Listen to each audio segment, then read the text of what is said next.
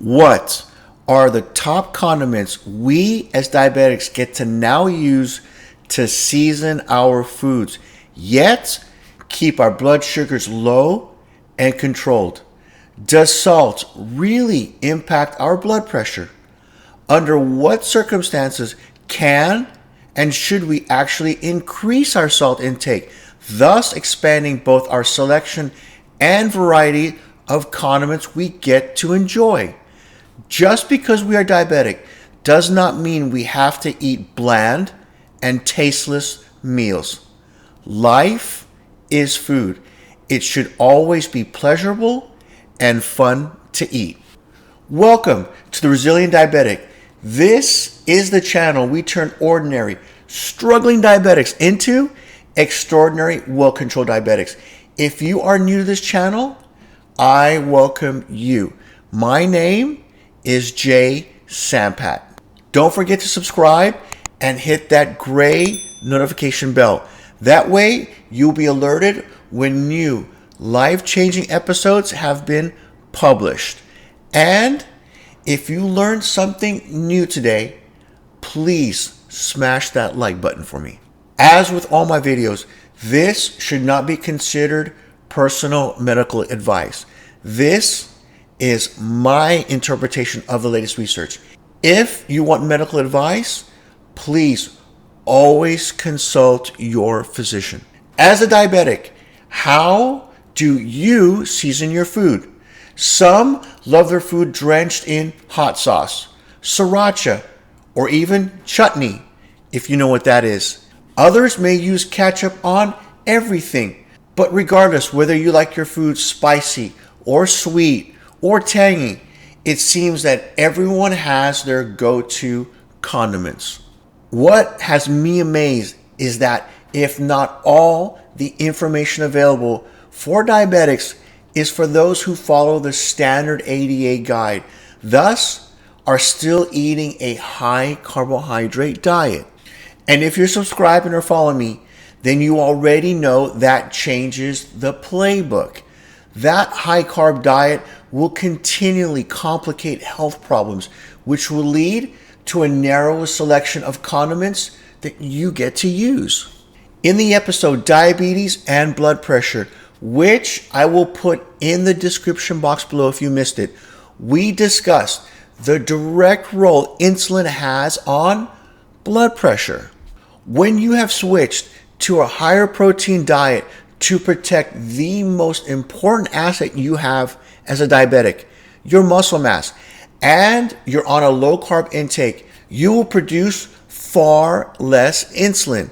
Or in my case, as a late onset type 1 diabetic, I will require far less insulin to use. That's part of the reason why you're losing fat, you're gaining muscle, you're feeling that steady stream of energy all day long, and you're not obsessing over food or hungry. But most importantly, you have full control of your blood sugars. But two very other important mechanisms are kicking in. Stable, low levels of insulin signal your kidneys to start excreting sodium, along with all that extra bloated water you were storing everywhere. The kidneys can now finally naturally flush out all that extra fluid. Second, with low insulin levels, your blood vessels are now capable of dilating and stretching. How does that change the playbook for you in particular? If you aren't replenishing all the sodium your kidneys are now excreting, you can end up with mild dehydration, headaches, and fatigue. In fact, low sodium intake is one of the biggest mistakes many new low carbers can make. And once you've made that switch and your body is now in that healing mode, you get to really enhance your food flavors through condiments and spices, thus enjoying your new lifestyle. But before you reach for that ketchup, the mayo, or the salt shaker, know that some choices are a lot better for you than others. Understanding nutrition labels and measuring serving sizes carefully is a must for all diabetics. So I will tell you exactly and simply what to look for when shopping for condiments. Condiments, first of all, can significantly increase the sodium content of your meal because most of them include added salt to extend its shelf life and to enhance flavors. Soy sauce, for example, is one of the worst culprits. You're looking at around 900 milligrams for each 1 tablespoon serving. We need to discuss the guidelines, especially when it comes to salt. Why? For many of you newcomers to this channel, you must understand what took decades to slowly destroy the body cannot be undone overnight. The healing process will take time, and blood pressure may not normalize immediately. You must always work with your doctor and continually monitor your blood pressure. Our esteemed guidelines state to limit sodium to around 2,300 milligrams a day, which amounts to around 1 teaspoon a day. And then we also have the American Heart Association, who says to limit our daily intake of salt to a little over half a teaspoon. More than that, they claim, puts you at risk for high blood pressure and heart disease. And why do they claim that? Because the amounts of carbohydrates that are not only recommended but have been taught to us since childhood are so excessive, and the real culprit behind this mess.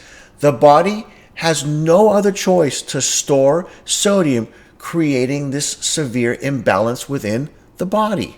Second, 75% of the sodium intake in the typical American diet comes from processed foods, similar to what kids are eating, which include salty snack foods, canned and instant soups, processed meats, pickled foods, soy sauce, and even breads and some cereals. But we again are passing on the processed foods and focusing in on whole foods. That model changes once more again. That American Heart Association's recommendation of half a teaspoon is not even enough to season or cook your proteins, let alone add flavor to the whole day's worth of meals. We as diabetics have so many restrictions placed on us already. Why are they adding to our misery? Sodium is an essential nutrient that must come from the diet because our bodies are not capable of making it on its own. It is the most concentrated electrolyte in the blood, and if we are now excreting it at high levels, then the right amounts of sodium will be needed to be replenished at all times. We have to remember, sodium is responsible for maintaining the delicate chemical and fluid balance in and around our cells. It maintains blood pressure. Salt is also required for conducting nerve impulses. It is what's responsible for our muscles to contract. Throughout the history of man, salt has been a very valuable commodity, also referred to as white gold. The high demand for salt was due to the importance in preserving foods, especially meats and fish. Here are some interesting historical facts for you. The Roman soldiers were partly paid in salt. This is where we get the word soldier from, solder, meaning to give salt. From the same source, we get the word salary, salarium. Roman soldiers were continually exposed to a hostile environment where they could not fight, let alone practice without it. Because remember, soldiers trained, and they trained highly intensively every morning to keep their skills up. I personally can attest to this. I must liberally salt all of my foods, or I will be what is known as flat, zero power, explosiveness when I train. Without enough salt in my diet, I cannot look like this and perform at 100% intensity and capacity day in and day out. I would feel sluggish, and the muscles would feel soft. Provided your blood pressure is under control and as long as you feel fine, first add salt to taste. If you are exercising, especially weight training, and your carbs are well controlled and low, you may need more salt than you think. But before we get into the actual condiments, we need to discuss food labels first. And the first and most important rule, don't ever let the claims on the packaging fool you. One of the best tips I can give, and remember this, completely ignore the health claims on the front of any of the packaging. Labels on the front try to lure you into purchasing the product. Companies spend millions and millions of dollars just on this alone. The design, the colors, the graphics, and most importantly, the statements generated to differentiate themselves usually gets more attention than what's in the product. In fact, research shows that adding a health claim to the front of labels makes people believe that that product is healthier and better than the same products that do not have any health claims listed, thus affecting your choice. Second, and this is important to know, flip over the product and go immediately to the back and read the product's ingredient list. Product ingredients are listed by quantity from highest to lowest. This means that first ingredient is what the manufacturer used the most of in that food item.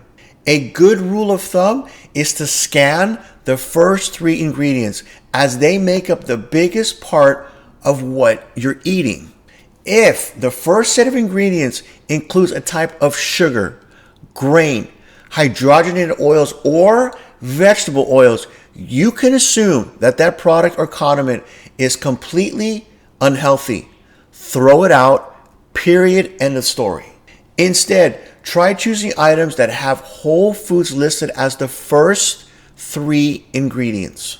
In addition, an ingredient list that has longer than 2 or 3 lines suggests that that product is highly processed.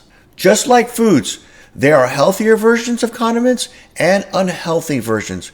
Many condiments, but not all, are heavily processed foods and do have various low quality ingredients along with additives to keep that long shelf life. Therefore, knowing which ones to pick is crucial in maintaining our health and keeping our blood sugars well controlled. Before diving into specific recommendations of products, there are a few more general tips I want to cover for selecting condiments. Besides the ingredient list, we need to look at other key sections of the nutritional label. First, as diabetics, we gotta look at total carbs. Ideally, your condiment should contain no more than 2 to 3 grams of carbs per serving. Bring your reading glasses because you must compare brands and varieties to pick the ones lowest in carbs. No one would ever contemplate pouring straight sugar over spare ribs, but in fact, that is what is happening. Most sauces are just that, pure sugar. And remember, who only has 2 tablespoons of sauce?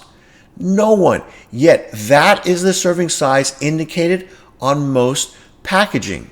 I want you to watch children as they naturally squirt ketchup on their French fries. They always seem to go back for more. Kids are just born to detect the perfect French fry to ketchup ratio. And this may surprise you. Most adults use between 1/4 to 1/2 cup of ketchup on their fries. That equates to 16 to 32 grams of straight sugars. And let me remind you, that's just the ketchup. Then there's the carbs in the breads, the carbs in the fries, carbs in the soda that have to be accounted for. Beyond the carb count, we need to go back to that ingredient list. You need to watch out for added sugars. Remember, sugar can be hidden and may even be called something other than sugar. In fact, There are over 60 different names of sugar the manufacturers are allowed to use on packaging. And they do this to mislead and misdirect you. As a diabetic, look them up. You must become familiar with all those different names.